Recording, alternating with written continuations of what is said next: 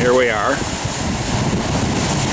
July 17th, on the coastal trail, heading from Orphan Lake, Catherine's Cove.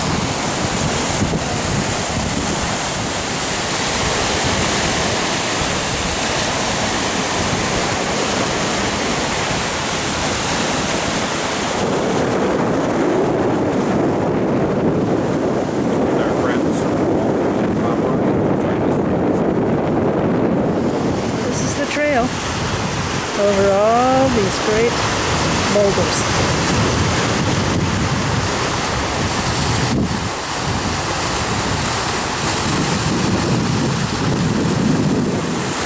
That's where we came from.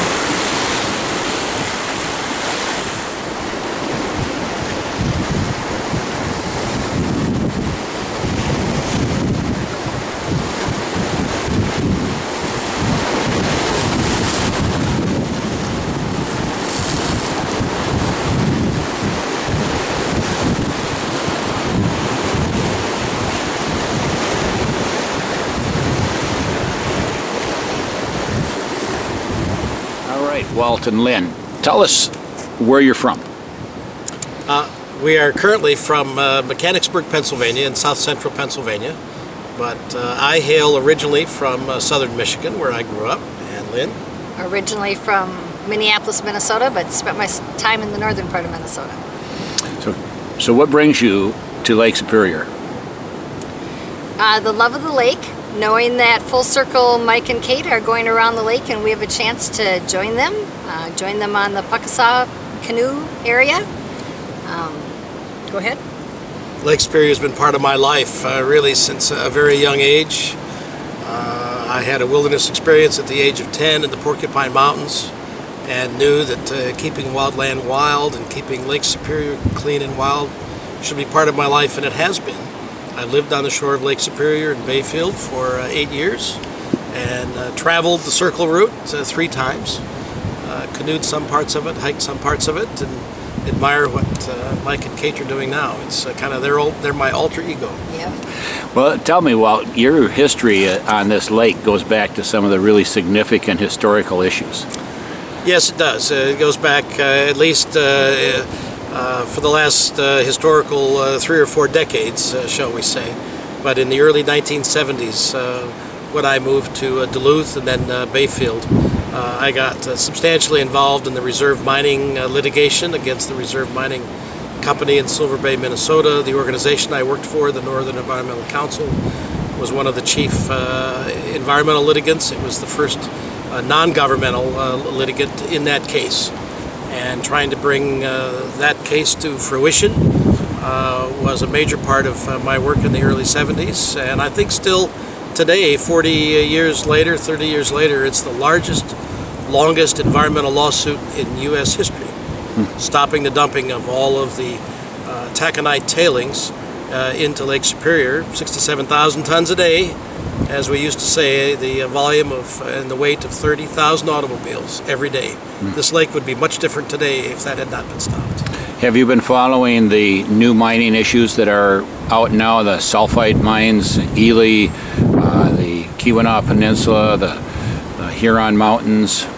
I've been following that, and that brings me back to certainly my memories of fighting some of the copper-nickel proposed mining developments right on the edge of the boundary waters in the mid-1970s, and that was really a major push to get the expanded Boundary Waters Wilderness Canoe Area established in Congress to at least prevent the mining close to the watershed. And yes, that kind of mining and the kind of the mineral outfall in the water could be very damaging to pristine areas like this.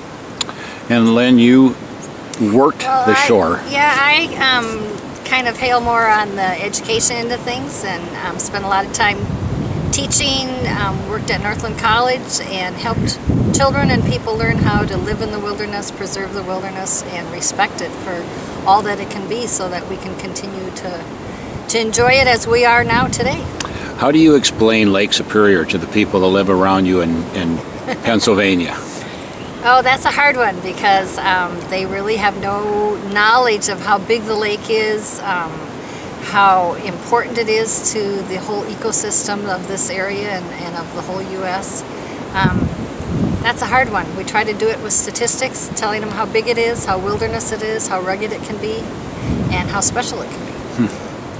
Yeah, people that we meet and talk with in Pennsylvania, their view of the Great Lakes is maybe a smattering of the shoreline at Erie, on Lake Erie, Niagara Falls, maybe a little bit of Lake Ontario, but nothing like the spectacular setting that you have here of the Superior Lake, Lake Superior. And massive wilderness. It is very difficult to describe it. I think videos like this is one way to do it, because if you've not been here, it's very difficult to explain that the size of Lake Superior is the size of New England minus the state of Maine.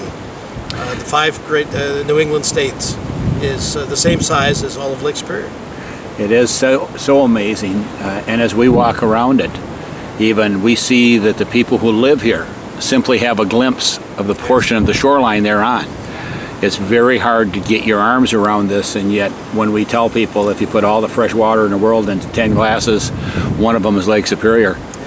That's as visual as we can make it, but it's still hard to grasp. That's the legacy that our generation needs to protect and pass on. That's why all the environmental impacts need to be looked at very, very carefully. You try to minimize them where you can, because many times it's generations or more. When you could look at scars on the landscape from 2, 3, 4 generations ago of mining on Isle Royal in the Upper Peninsula of Michigan, and maybe the chemical and the mineral environmental impacts have minimized now, but certainly the scars and the holes in the ground are still there as an unfortunate negative legacy. So you need to be very careful when you think about that kind of development, and certainly its environmental impacts. It's going to be a trap rock mine not far from here. They're going to be blasting away with extraordinary explosives and change the whole area. Yeah, you just need to be very careful. I mean, I'm a geologist by training, and so you need to think very carefully when you want to remove minerals or any other geological formation. But I think it all starts with education, whether we're educating students in school situations or we're trying to help work and educate through the government to realize what impact so many of these different mining operations or procedures are doing to this whole natural area that can't be replaced, it can't be brought back after it's once been changed. Well, thank you both for sharing. I appreciate it very much. Thank you. Thank you, Mike and Kate, for your trip.